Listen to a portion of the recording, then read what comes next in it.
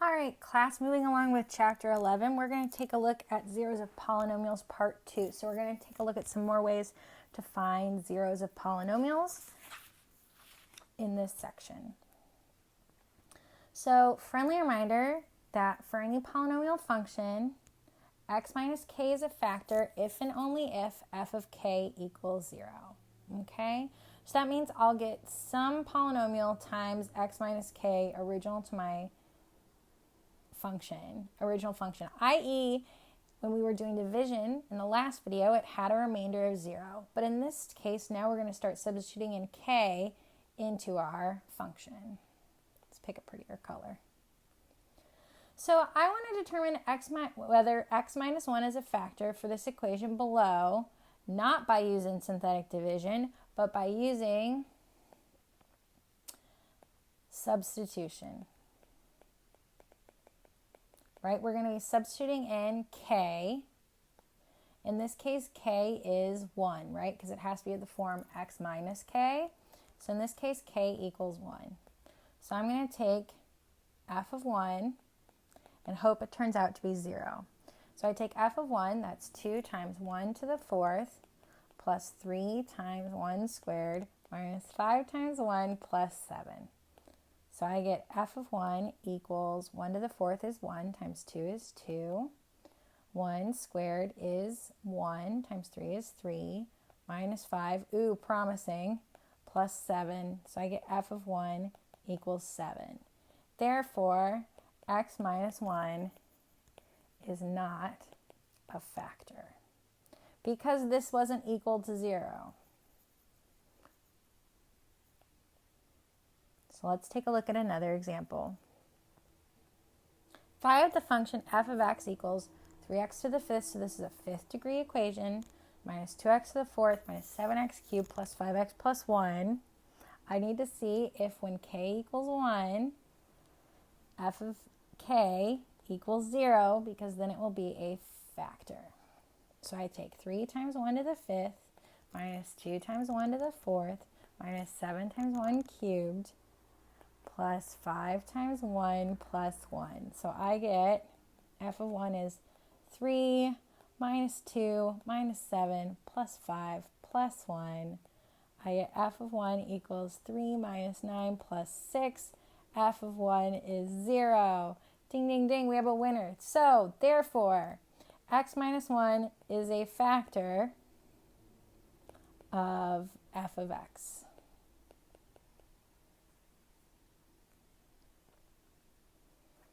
So, knowing this information, we can factor our polynomials given a 0. So I know x minus 0 is going to be a factor.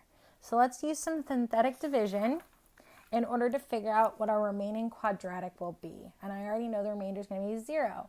So if I don't get 0 as a remainder, I maybe made a mistake. So I should go back and check my answer. So I have my negative 3 is a 0. And I take my coefficients of 6, 19, 2, and negative 3. I go ahead and pull down this 6. Negative 3 times 6 is negative 18. 19 plus negative 18 is 1. Negative 3 times 1 is negative 3. 2 and negative 3 is negative 1. Negative 3 times negative 1 is 3. My remainder is 0. So now I have 6x squared plus 1x minus 1. And I know how to factor this, right? I can find the factors of AC that add up to B. So our next step would be to rewrite this. I have f of x equals x minus 3 times 6x squared plus x plus 1. Now I know I can factor this. So let's go to the side, maybe in green, and factor this. So I need to find the factors of AC that add up to B. So in this case, I have copied this incorrectly. That's a negative 1. So in this case, I have AC is 6 times negative 1, so negative 6. And B equals 1. So some factors of negative 6 that add up to 1 could be 3 times negative 2. Because 3 plus negative 2 is 1. So now I can rewrite this middle term.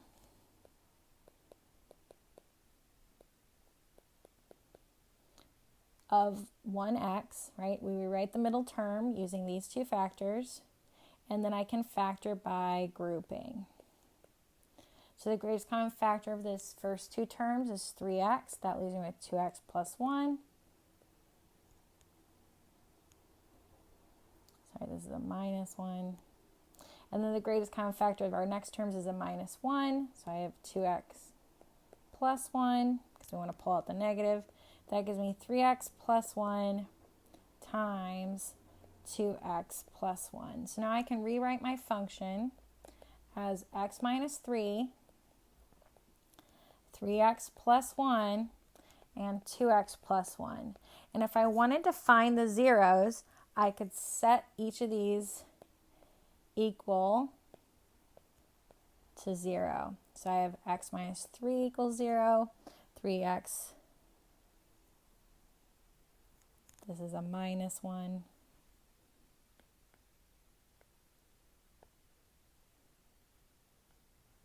Minus 1 equals 0, and 2x plus 1 equals 0. That would give me x equals 3, x equals 1/3, and x equals negative 1/2. So this is where my graph would cross the the x-axis. So here are my x values.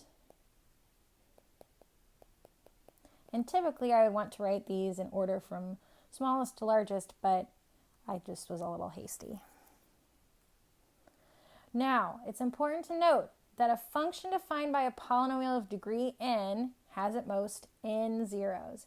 And this makes sense, right? When we talked about quadratics, right? Quadratics are degree 2 equations, right? They look like this. They can have no zeros if the graph is shifted up. They can have 1 zero, or they can have 2 zeros. Okay, so they have at most n distinct zeros. If the zeros aren't distinct, like if I had x plus 2 squared was my function, this has 1 0 with a multiplicity. Multiplicity means it occurs twice, of 2.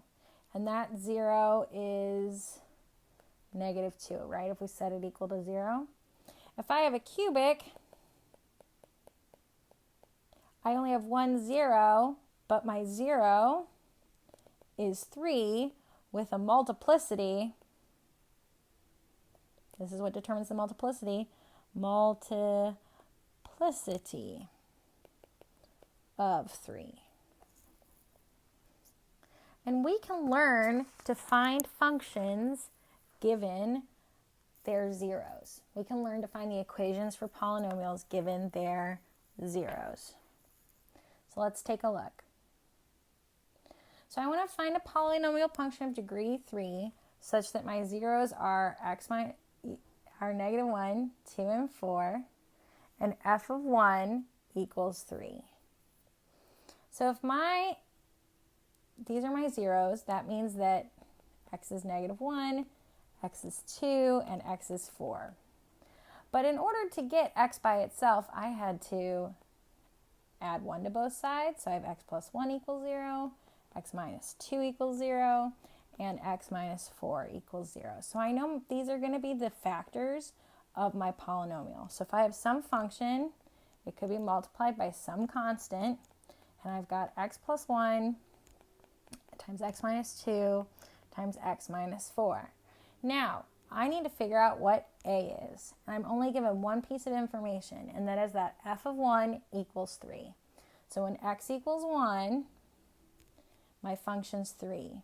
So if I take f of 1, that's 3, right?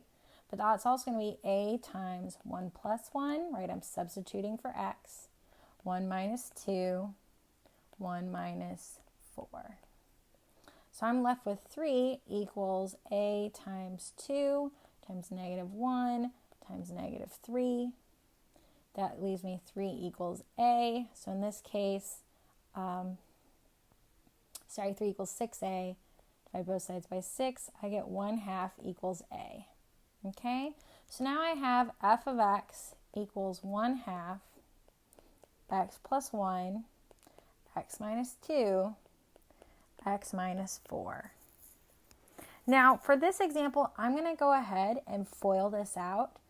It's not incorrect to leave it like this. There may be some questions, if the homework's online, where it wants you to go ahead and FOIL this out. So why don't we go to the next slide and do that? I have f of x equals 1/2 x minus a negative 1, so x plus 1, x minus 2, and x minus 4. I'm going to leave this 1/2 to the end because no one likes working with fractions, right? So I have 1/2. I'm going to take x minus 2 times x minus 4 first. Remember, it doesn't matter which way or which two I multiply together first because multiplication is commutative. So I'm going to have x plus 1, and then I've FOILed this out. That gives me x squared minus 4x minus 2x plus 8. So I have f of x is 1/2 x plus 1, x squared minus 6x plus 8. And now I need to go ahead and FOIL again, multiply together this binomial and this trinomial. So I have 1/2 times x cubed minus 6x squared plus 8x plus x squared minus 6x plus 8. Combining like terms, I have x cubed minus 5x squared plus 2x plus 8. And I'm going to go ahead and divide. No! So let me show you what step I was at. Darn it. So I have f of x is 1/2 x cubed minus 5x squared plus 2x plus 8. The bad thing about the blackboard is when I back out of it, it erases everything. So it's nice to have that extra space, but sometimes I wish it saved. So let's go ahead and multiply by 1/2. That gives me f of x equals 1/2 x cubed minus 5/2 x squared. 1/2 times 2, that's just going to give me 1. And then 1/2 times 8, that's going to give me 4. So here is the final version if we were to FOIL out and multiply out our answers. It is equivalent to the fully factored version, remembering that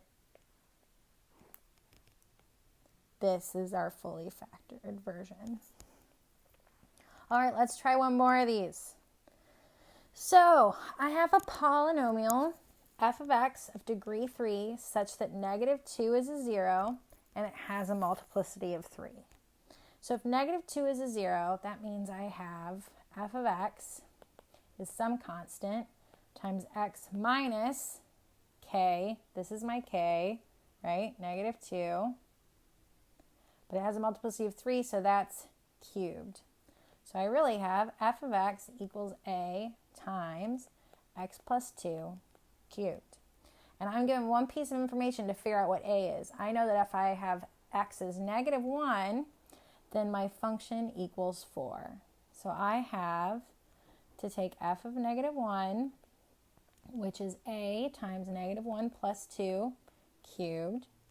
That means I have 4 equals, because these are equivalent, a times 1 cubed. Well, 1 cubed is 1, so then 4 equals a. So I can rewrite my function as f of x equals 4 times x plus 2 cubed. Final answer. And again, you can leave it like this, or you could FOIL this out. It is up to you. If you want to check your answer, the fully FOILed version is f of x equals 4x cubed plus 24x, sorry,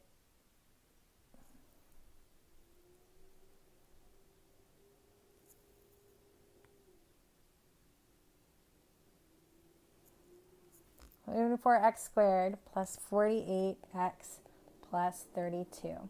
So if you want to check your answer, this is the fully FOILed version.